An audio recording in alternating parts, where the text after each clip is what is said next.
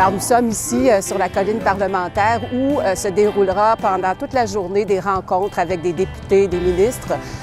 Il y a une centaine de personnes qui participent de tous les affiliés de la FTQ.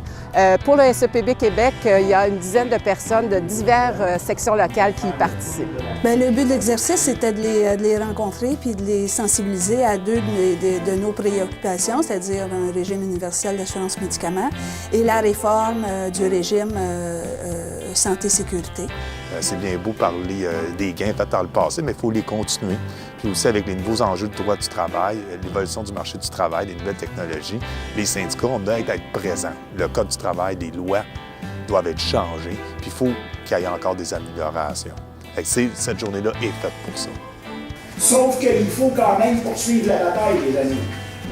Donc, principalement, moi, ce que j'ai abordé comme sujet, ça va être vraiment l'assurance médicaments universelle, dans le fond, qu'on demande, puis dans notre campagne au niveau de la FTQ puis du SEPB Québec, ça nous touche vraiment beaucoup, surtout certaines sections locales.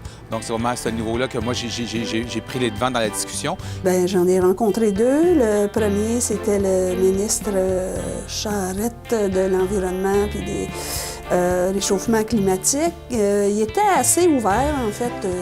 Il nous a écoutés, puis il nous a dit que pour la revendication du régime d'assurance médicaments, il en parlerait à sa collègue Danielle McCann, la ministre de la Santé. On a rencontré 3 députés de la CAQ et puis je les ai sentis très à l'écoute, évidemment, par la suite. Puis on pose des questions, fait qu'il y avait une certaine curiosité.